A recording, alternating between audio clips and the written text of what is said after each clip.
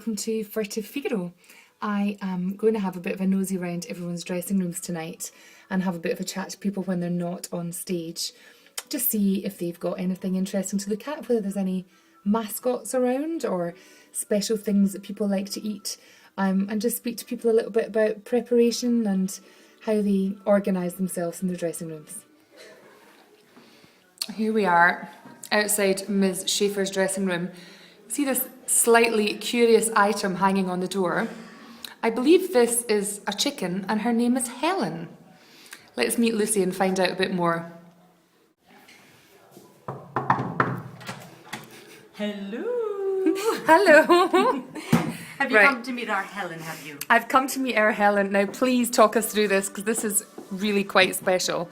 As the overture begins, Helen was given to me by the wonderful Rick Geyer, who was head of makeup and wigs at LA Opera, as my debut present back in 2003. Based on Helen Reynolds, who was my mentor. I grew up singing 4 shows a day, 7 days a week, from May till September in a children's amusement park. And when we got bored, my mentor, Helen, used to give us a rubber chicken to pass on the stage back and forth. Because sometimes you did get bored doing, in your gold spangled bikinis, doing Singing in the Rain with your umbrellas and your silver tap shoes. So this is where the rubber chicken, I didn't ever know that. Yeah, that's where she And can we just, the thing about this chicken is, I'll just do a little pan down from the top. It is extraordinary. This is no ordinary rubber chicken. Yeah, check out this outfit. She's got memories on her. See, my Helen, my mentor Helen, always went out with her lashes on and her lips done and her fingernails painted. So Rick made sure that my Helen had that too. And a lot of these are special memories from very special shows. This is my little fascinator for when I did Margaret in Light in the Piazza. When I did Hansel and Gretel one Christmas, my dresser Mary, who's a doll, made these little aprons for Helen. This is the actual suit material from Margaret for Light in the Piazza. This is Death of Klinghoffer from St. Louis. This is Claire de Lune's engagement ring from On the Town. Oh wow, that's some rock. Oh yeah. And my Helen used to say, if you had a relationship, make sure you got a good rock, because if you left, at least you could hock it.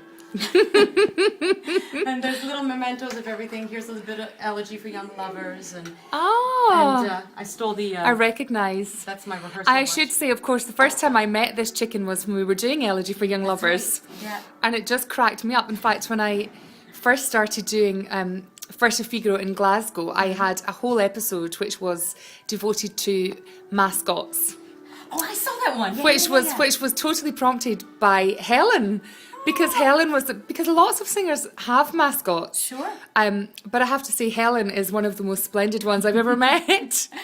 There are plenty of people in the business who would knock on the door and go, "What's with the chook?" Or another one would say, "Excuse me, Lucy, I do not understand the chicken." Yeah. And but she's always immer dabei, and she's a special girl. And so was Helen, my mentor, who died in 1995. She left Juilliard because they were too stuffy, and she became a rockette. And then she moved to Chicago and started a children's theater, which is how I met her. What a lovely story, thank you. You're welcome. Hello, Miss Devon Guthrie. Can I come into your boudoir? Yeah, I was taking a bite to eat. So, is that a banana? it's a banana. I usually eat one in the interval. That's quite a typical singer food. Yes. This is your first call. Oh, first call. Okay, so we need to be... So I have these 2 little things. Yeah. One was given to me need to by do a coach. It's a little porcelain close-up. bead. But it was just given to me as a little token of good luck for a big audition I had a couple years ago. And I just keep it in my purse. And then when I auditioned for this show... Porcelain bead? Yeah, it's just a little porcelain bead. It's just, he was like, here's a piece of good luck. So, yeah, that was from my coach, Reed Woodhouse. And it has a little dragon on it.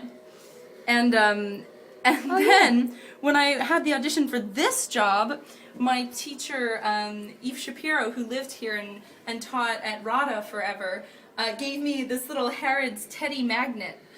And he's so coming cute. out here.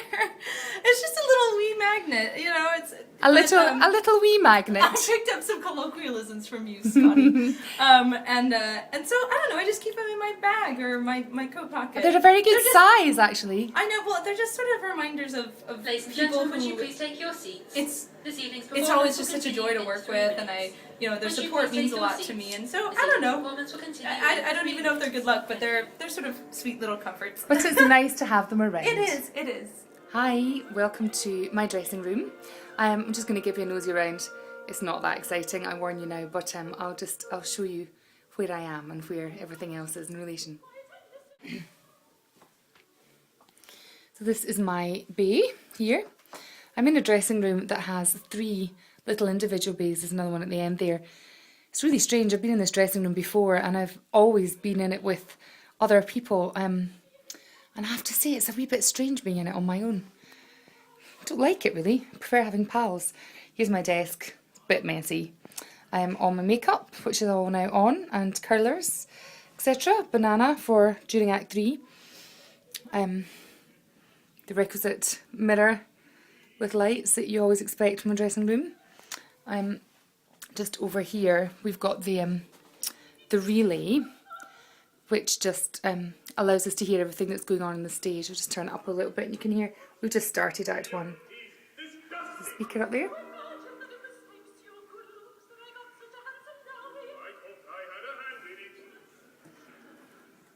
You can hear the audience laughing, that's good. It's a really full house tonight. Seems a bit obvious, but we really need that so that we can just keep track of what's going on. This is the bottom bay. There's some costumes hanging up here for Onegin, I believe.